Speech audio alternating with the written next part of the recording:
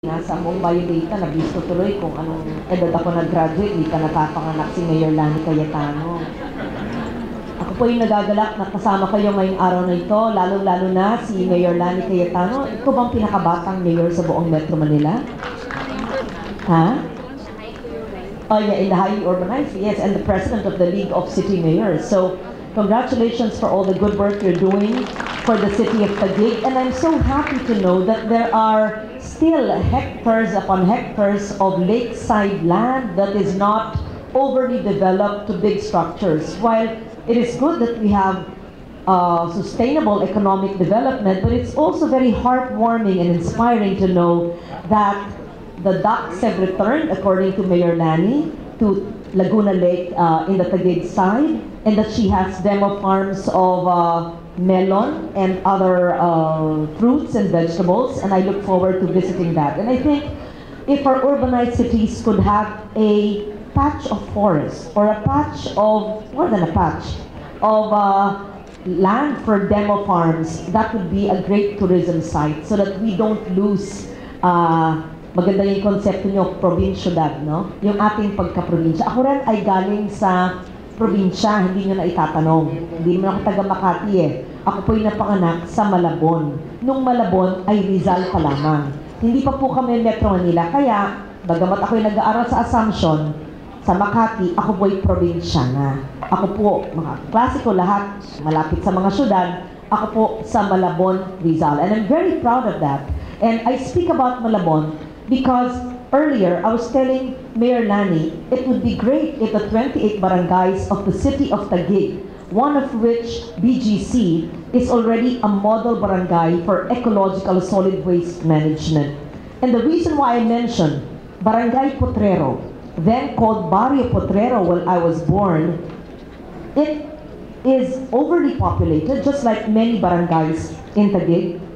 It has many informal sectors, not their own fault, but because they are less privileged than us here. So what we need to do is to help them help themselves. It was the greatest challenge for me as author and sponsor of Republic Act 9003. I'm glad that Jackie is here heading the EMB. I'm glad that Region 3 EMB is also here. Lorna, kapangalan ko pa, is also here. I was telling Lorna that she's privileged, that she's privileged to have one model city. Perhaps San Fernando can also mentor Taguig City. That's how it is, magtulungan tayo, turuan, na naging modelo nung tinulungan ng Mother Earth Foundation at Eco Waste Coalition ni Sonia Mendoza at ng NSWMC ng DENR. But you're also challenged, I won't say problema yan, to host the dirtiest river in the country and one of the dirtiest in Asia and in the world, which is in Bulacan, Marilao River, and not the fault of the people of Marilao and Maykawayan alone, because the water there comes from us, Kamanava, right? So you have to deal with Mayor Gatchalian, Mayor Oreta, Mayor Malapitan. So the Kamanava waste goes to Bulacan, and that's why Marilao and Maykawayan are considered the dirtiest river. Kawawa naman po, hindi naman kasalanan lubos at ng lahat ng mga tao, kababaihan, ng mga naglalaba, ng mga gumagamit ng ilog na yan. All great cities have clean and great rivers. Let us guard our rivers and our water systems as if it was our own. And indeed it is our own, because these are common areas given to us. I'm not even starting my speech yet. So this is just an introduction to what I'm about to say, but it will not be very long. It was when I was a neophyte senator, when Mayor Lani was then working in the Senate, when I first passed the first law that I enacted into law. It was in 1998 when I filed 9003, or the Ecological Solid Waste Management Bill. As a neophyte senator, all of 38 years old then, idealistic, young, and ready to make a change or a difference in our society. I was not given the opportunity to immediately sponsor it, but it took the Payatas tragedy. What year was that? In 2001, I think, when there was a trash slide which killed innocent children and women and families that gave the Philippine Senate then attention to the problem of solid waste management. And to make a long story short, on January of 2001, finally, after 3 years of filing it as a neophyte senator, it was enacted into law. So, fast forward 2016, dalagita na po ang ating ESWM. From 2001, when I first enacted it, and now 2017, it's been 16 years.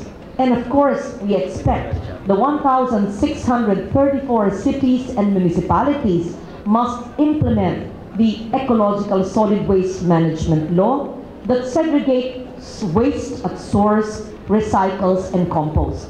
Easy when you think about it, but really it's a big challenge. But if Barangay BGC in the Fort can do it, if Barangay Potrero in Malabon City, where I'm from, can do it, if San Fernando City can do it, if Barangay Sikat in Alfonso, Cavite can do it, if Barangay Nyogan in the city of Tagaytay can do it, all cities, municipalities down to the barangay level can actually do it. Please feel free to visit me in my office to see how we have 5 bins. May I call one of my staff, Rico? Although he belongs to the DFA, he is detailed to my office. Are you able to talk about what you see in my office? Or maybe you might flunk my test this morning. Okay, Rico. If not Rico, this little girl, my close in, come here. You have a microphone. Okay, Rico, come here, don't be shy. If there's another microphone.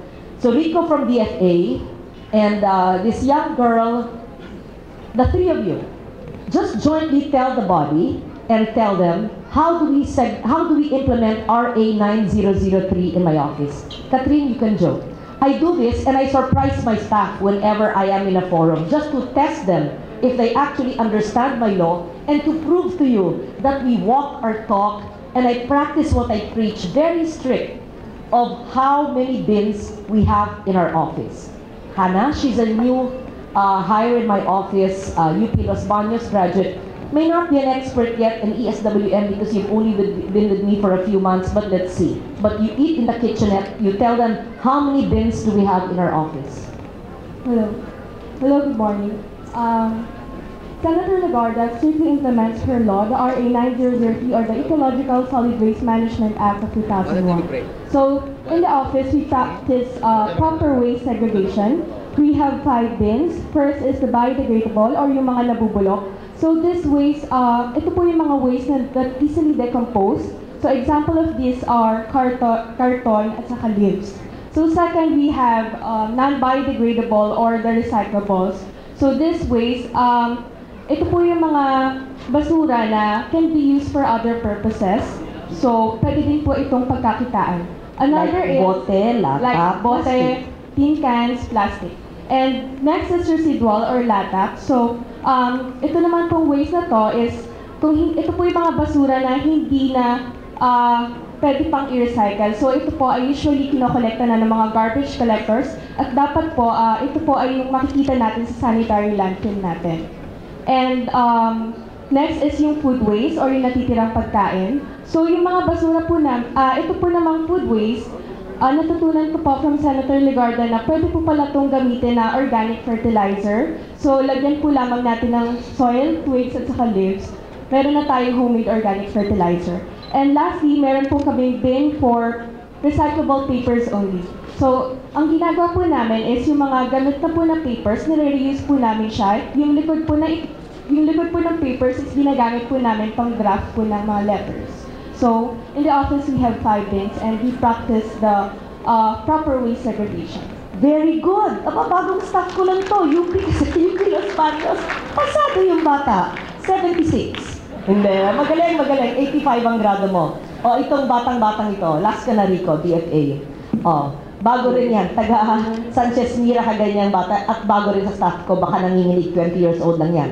Nasabi na niya ang sa opisina. Sa bahay natin, ako ba ay naghihiwalay ng basura? Anong ating ginagawa? Pero maikli lang kasi bored na sila. Ikot pa kami ng mga... Okay. Sa bahay naman po, pinapractice din po namin ang pagsisegregate ng basura. Meron din po kaming 5 bins. Una po, yung nabubulok. ito po yung mga tirang pagkain, dahon. Pinagsasama po yun, ginagawa din pong organic compost.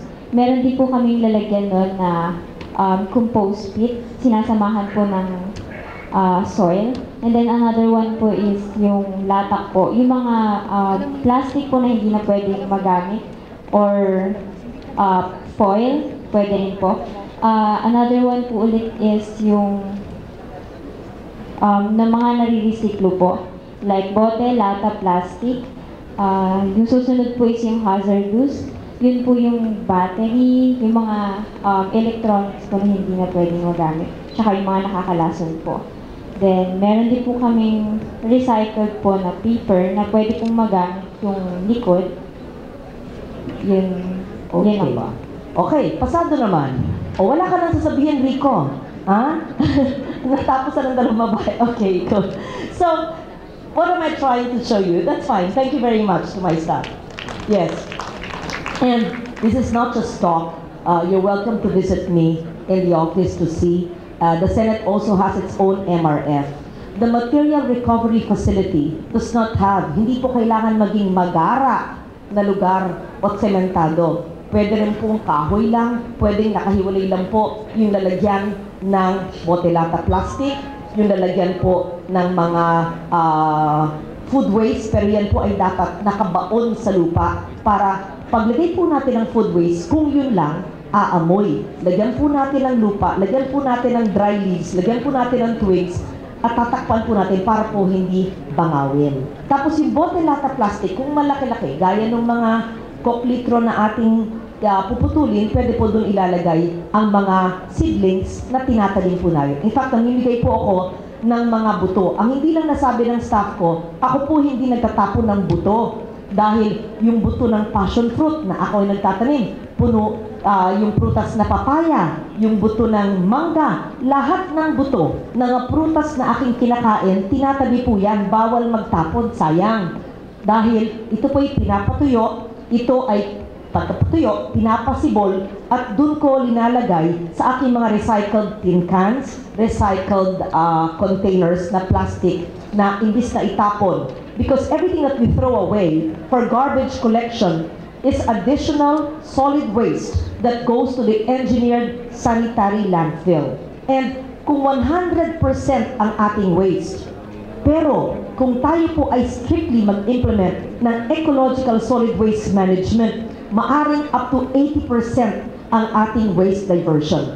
I think Ellie would be in a better position to tell me ano ang waste diversion ng mga syudad. Alam ko may mga syudad na una ang waste diversion nila konti lang, pero pag na-train na sila, tumataas na ang waste diversion na nagagamit nila ang waste at mga 20% na lang ang kinokolekta ng basura. Kung sinasabi ni Mayor Lani na malaki ang gastusin sa pag-haul ng basura, ay yung mga building na may mga restaurant, na may mga empleyado sa call center, maaring maglaan ng lugar para po sa mga biodegradable waste na pagkain, at yun po ay maaring gawing compost. At yung compost na kukolektahin sa lahat ng barangay ng Taguig ay pwedeng gawing organic compost na pwede mong i-donate sa demo farm mo or sa 15 hectares na by the lake na lupang tinatamdaman ng melon at ng iba't ibang gulay. So, just little suggestions, and really, it is so heartwarming to see the law implemented. Many times, people have tried to say the law does not work. Sunugin na lang natin. Ako, bawal po yan sa Clean Air Act. Mag-waste to energy na lang tayo. Naku, may mga noxious substances at saka emissions dyan. There are many debates about that. But if all these barangays with minimal interventions in terms of resources, kulang naman ng pera, hindi naman malaki ang binigay na pondo sa Potrero sa Malabon o sa Sikat sa Alfonso o sa San Fernando City, pero nakayanan nila dahil nagkaroon ng pagbabago ang buhay ng komunidad, ng pamilya, ng household, ng bawat tao. Ako mismo, sa aking rooftop at sa aking maliit na garden, ay nagtatanim. At mismo yung nagtatanim na staff ko at yung aking kasambahay, sabi ko, lahat ng ating tinatanim galing sa ating organic waste, na galing sa ating tirang pagkain. Araw-araw, kasi stay out sila, harvest kayo ng gusto nyo, yan ang kakainin nyo. Nako, sumipag ng gusto lahat dahil meron kaming alukbati, meron kaming oregano, meron kaming basil, may arugula, lahat ng uri ng gulay sa roof at saka sa lapag. Sabi ko, ang konsepto ko sa aking isip, for every square kilometer that is not planted to something edible or something useful is the lost opportunity of a hungry family. So, sa nagtatrabaho sa akin, and my staff would know that, libre po ang organic na gulay na galing sa aking bubong, na galing sa aking maliit na garden. In fact, may nagpuntang congressman sa aking bahay, sabi, "Uy, meron kang gulayan dito sa bahay mo." Tapos parang joking, inaalas ka ko, hanggang dito pa sa bahay mo yung gulayan? Oo, sabi ko, kasi bawat square kilometro na hindi natin tinatamnan ay sayang. So I'm very happy that Mayor Lani mentioned about the demo farm that you already have or you will create in Taguig, and the 15 hectares that I think you plan the council to pass so that you could have a green, open farm space by the lake. That's really a great idea, which could probably snowball in other cities and municipalities surrounding Laguna Lake. I'm from Laguna. I'm from San Pablo City, where my father was born, and his grandfather was the first mayor of San Pablo City then. We also have our lakes there, and it's also a challenge to keep those lakes clean. And so, on this occasion, and this is an annual summit or conference, no, Ellie? And I think even long after I'm gone from the Senate, I hope that you will continue this and let us be as low-tech as possible. You're shocked. Why is she talking about being not high-tech but low-tech? Because really, if we just segregate waste at source, recycle, and compost, and not expect high-tech, expensive technology to help us, then we can change the mindset of simple households. Pati po sa mga informal settler areas ay maari po. In fact, I have a staff. His name is Marlon, and you can check that. Is Lino here? No, my driver. I hope someone can, I'll just be the one to talk about Marlon. Marlon was a waiter in the Senate. He's now my staff. He lives with his in-laws in a small 30 square kilometer home with no garden. Based on what he heard me say in the Senate, nagtanim siya. To make a long story short, he sells his produce of organic gulay and earns additional 1,000 or 2,000 pesos a month and eats it also with his family. I asked him, nakakapagbenta ka pa? Sabi niya, ma'am, hindi masyado ngayon kasi tag-ulan, pero dati nakaka 2,000-3,000 a month additional from his salary in the Senate. Sabi ko, paano mo natutunan yan? Narinig ko po sa inyo, sayang naman po pag hindi ko gawin. Kaya, bakit ko po kinakwento ito? Kung kaya pong gawin ng mga walang sariling bahay na nakatira po sa 30 or 40 square meters na nakikitira sa in-laws na puro semento at ginagamit po ang mga recycled na lalagyan para po sa gulay, lalo na po yung may malalaking lugar. So, ESWM should be a way of life for every Filipino family.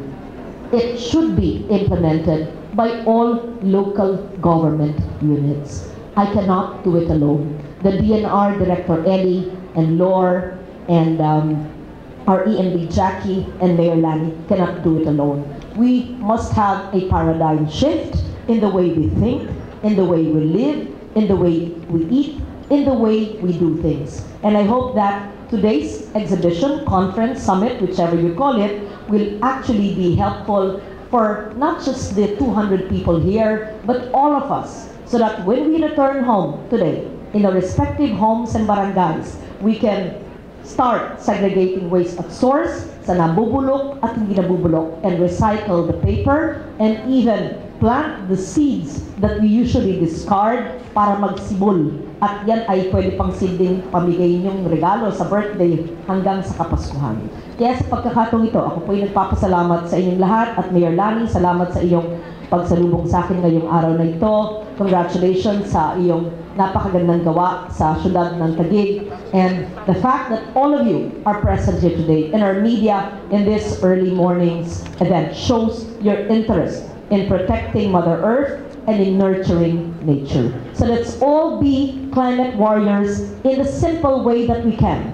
by segregating waste at source, recycling, and composting, and make our country, our community, a zero waste Philippines. Thank you very much, and good morning to all of you. Thank you very much.